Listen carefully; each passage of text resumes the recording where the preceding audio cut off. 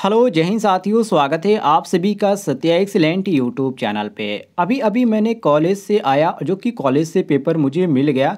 College से आने के बाद मैं यहाँ पर इस पे वीडियो बना रहा हूँ और ये जो आपका पेपर सॉल्व करने वाला हूँ आज की डेट में एनसीवीटी का पेपर है। एनसीवीटी एग्जाम का पेपर है, ऊपर आप पढ़ सकते हैं। एनुअल एग्जामिनेशन फर्स्ट ईयर छात्रों का है, जो छात्र 2 साल का कोर्स करें। आज की डेट है 1 अगस्त 2022 और आज की डेट में आपका पेपर हुआ है प्रैक्टिकल का। अब इसमें ध्यान रखिएगा साथियों, जो छात्र इलेक्ट्रीशियन से उनका जो पेपर आया था कुछ इस प्रकार का पेपर आया था, जो कि सब्जेक्ट ट्रेड प्रैक्टिकल का। ध्यान रखिएगा, ये जो आपका आज का डेट का जो प्रैक्टिकल कराया गया फर्स्ट ईयर का, और इसमें 2 डेट रखी गई थी, 1 अगस्त और 2 अगस्त। तो जिन छात्रों का 1 अगस्त का पेपर आ चुका है उन छात्रों का आप पेपर देख लीजिएगा। जो छात्र यहाँ पर अभी एग्ज़ाम नहीं दिए, जिनका 2 तारीख को एग्ज़ाम होने वाला है, वो भी जो पेपर आएगा आपका यही पेपर आएगा, कोई भी बदलाव नहीं किया जाएगा। तो जो भी आईटीआई के फर्स्ट ईयर के छात्र हैं, ध्यान रखिएगा, यदि आप इसका पीडीएफ भी प्राप्त करना चाहते हैं तो मैं आपको बता दूंगा कहाँ से आप पीडीएफ इसका डाउनलोड कर सकते हैं। सबसे पहले तो आप इस वीडियो को पूरा देखिए और हर एक क्वेश्चन समझने का प्रयास कीजिए। ये आपको देखने में लग रहा होगा ईजी क्वेश्चन, लेकिन ईजी क्वेश्चन नहीं है।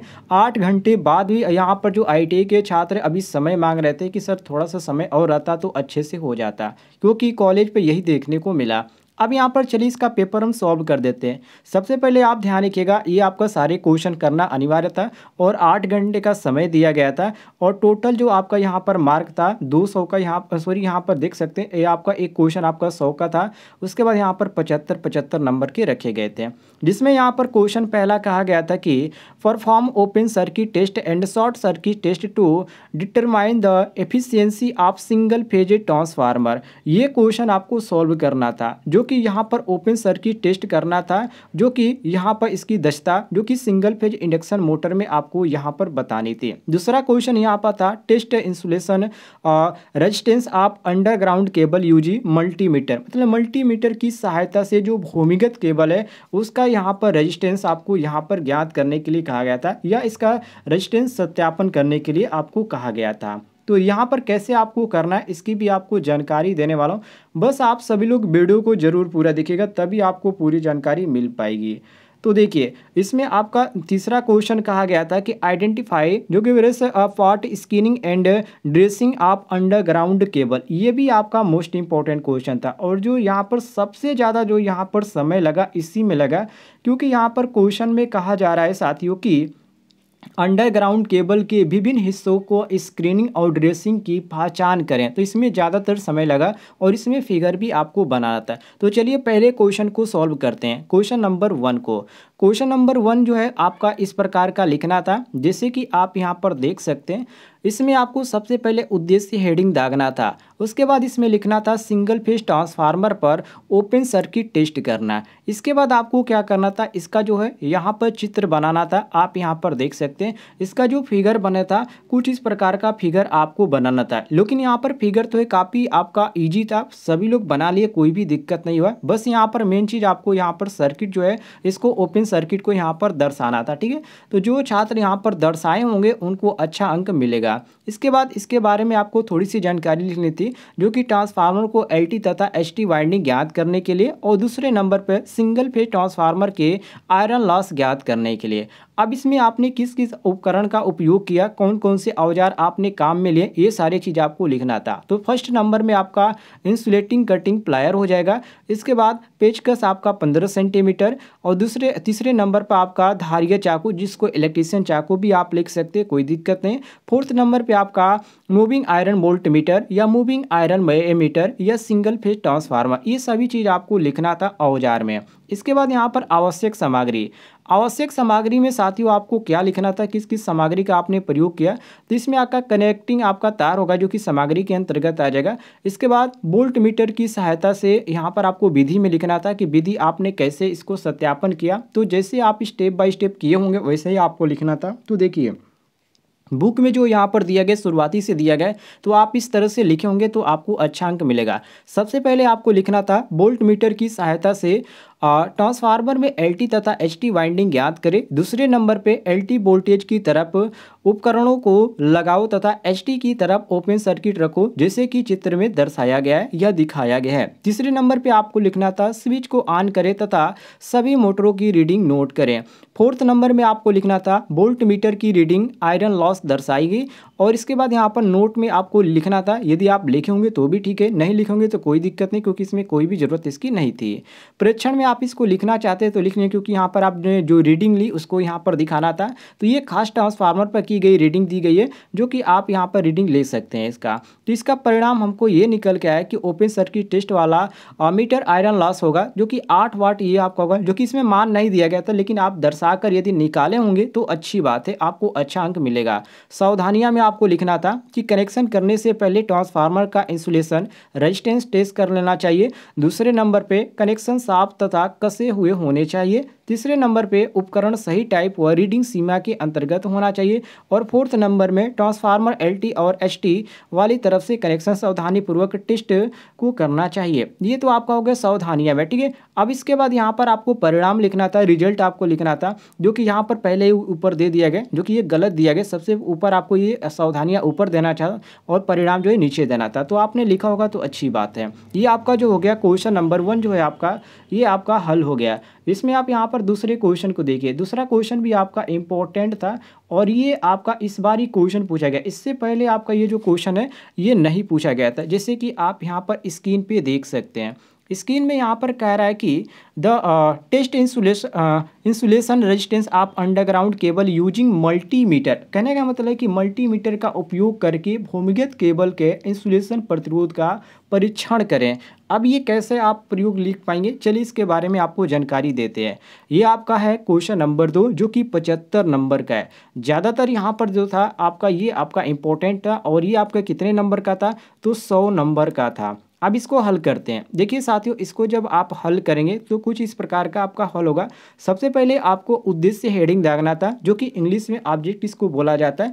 इसमें आपको लिखना था इंसुलेशन प्रतिरोध का परीक्षण करना। परिचय में इसके बारे में आप थोड़ा बहुत लिखना चाहते हैं तो लिख सकते हैं, यह छोड़ना भी चाहते हैं तो छोड़ सकते हैं, कोई दिक्कत नहीं। तो आप इसके बारे में थोड़ी सी आपको जानकारी है तो आप यहाँ पर लिख देंगे कि इंसुलेशन प्रतिरोध का परीक्षण करने के लिए मुख्य रूप से मेगर का प्रयोग करें, जो कि उसमें मेगर नहीं दिया था, इसमें मल्टीमीटर दिया था। तो आप मेगर की जगह मल्टीमीटर कर सकते, कोई दिक्कत नहीं है। मल्टीमीटर आप लिख लिए होंगे तो अच्छी बात है। इसके बाद यहाँ पर लिखना था इसके द्वारा इंसुलेशन प्रतिरोध का त्रुटि रहित मापन आसानी से किया जा सकता है। इसके बाद अगला जो आपका हेडिंग होगा वो आवश्यक सामग्री होगा। जो छात्र लिखे होंगे वो अच्छे अंक प्राप्त करेंगे। आवश्यक सामग्री में आपको क्या लिखना था, कम्युनिकेशन प्लायर, पेचकस, मेगर, परीक्षण लैंप और पीवीसी कॉपर तार के टुकड़े। ये आपका जो हो गया था आवश्यक सामग्री में हो गया था। नीचे आएंगे साथियों तो इसके बाद यहाँ पर सुरक्षा सावधानियाँ और निर्देश में लिखना था कि इसमें किन किन सावधानियों को आपने ध्यान रखा। जैसे कि पहला, इंसुलेशन प्रतिरोध के परीक्षण को ज्ञात करने की निर्धारित प्रक्रिया को सर्वप्रथम अवगत हो लें। दूसरे, तदुपरांत मोटरों की शून्य त्रुटि के दूर कर लें। और तीसरे नंबर पर किसी भी संयोजक को आवश्यक न छुए, मतलब कि जहाँ पर जरूरत हो वहाँ पर आप किसी भी यहाँ पर संयोजक को टच कर सकते हैं। तो इसमें आप मात्र 3 भी या 4 लिख सकते थे तो कोई भी दिक्कत नहीं, क्योंकि यहाँ पर ज़्यादातर सावधानियों पर ध्यान नहीं दिया जाता है। ये आपका हो जाता है, यहाँ पर 4 लिखकर छोड़ दीजिए।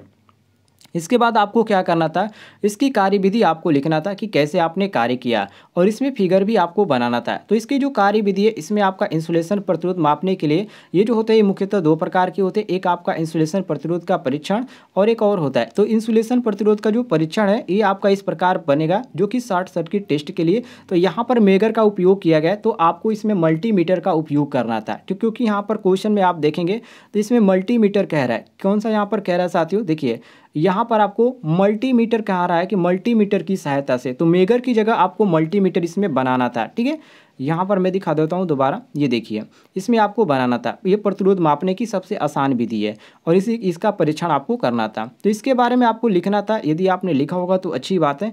और इसके बाद केबल इंसुलेशन प्रतिरोध अर्थ के साथ जोड़ना, और इसमें लिखना था कि मल्टीमीटर के हैंडल को सामान्य गति पर घुमाए और पॉइंटर पर देखते हैं और कैसे यहाँ पर करते हैं, जो कि 1 मेगा ओम की रीडिंग देता है। तो यदि आप मान रखकर ज्ञात किए होंगे तो अच्छी बात है। इसके बाद यहाँ पर रिजल्ट आपका क्या निकल के आता है, तो परिणाम आपका क्या निकल के आता है, तो इसमें आपको लिखना था कि इंसुलेशन प्रतिरोध परीक्षण की संपूर्ण प्रक्रिया को सावधानीपूर्वक या सफलतापूर्वक ग्रहण किया गया या सत्यापन किया गया। ये आपका हो जाता है परिणाम में। अब यहाँ पर क्वेश्चन नंबर 3 को देखिए। क्वेश्चन नंबर 3 भी आपका इम्पोर्टेंट था।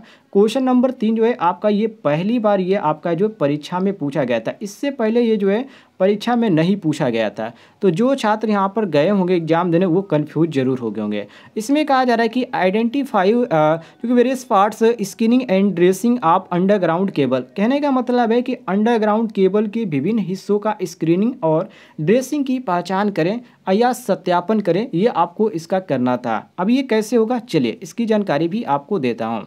इसमें आपको क्या करना था साथियों, जैसे कि आप यहाँ पर देख सकते हैं केबलों की स्क्रीनिंग और ड्रेसिंग करना, ये आपका था उद्देश्य में लिखना।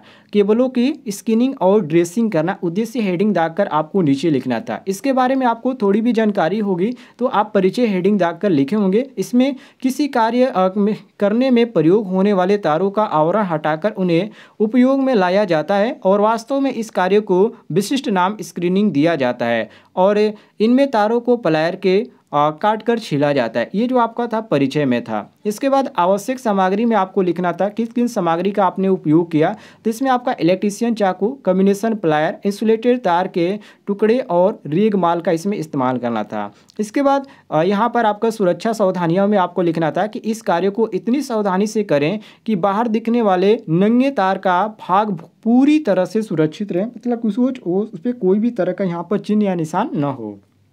दूसरी बात, इसमें दूसरे नंबर में आपको लिखना था कि स्क्रीनिंग के दौरान चाकू को कभी भी सीधा न रखें, मतलब कि यहाँ पर आप 90 पर न रखना चाहिए, थोड़ा सा आपको यहाँ पर तिरछा कर देना चाहिए। इसके बाद यहाँ पर आपका चाकू का कट अधिक गहरा न लगे कि मूल तार को हिस्सा क्षतिग्रस्त हो, मतलब कि यहाँ पर आपको सावधानी पूर्वक जो है वायर को काटना था ताकि यहाँ पर जो वायर है वो खराब ना हो सके। कार्यविधि में आपको लिखना था साथियों, यहाँ पर देख सकते हैं जो कि इंसुलेशन वाले तार के जिस स्थान पर इंसुलेशन छिलना है वहाँ पर पहले निशान लगा लें, जो कि ये आपको पहले ये बनाना था फिगर को। उसके बाद यहाँ पर आपको दूसरे नंबर पर ये फिगर को बनाना था जो कि प्लायर की सहायता से, और ये भी आपका प्लायर की सहायता से ही बनाना था। और इनके भागों का नाम लिखना था कि इस भाग को किस नाम से जानते हैं और इस भाग को किस नाम से जानते हैं, और ये जो आपका है ये क्या है, प्लायर है या क्या है, ये सारी चीज़ें को आप लोग को लिखना था। ठीक है।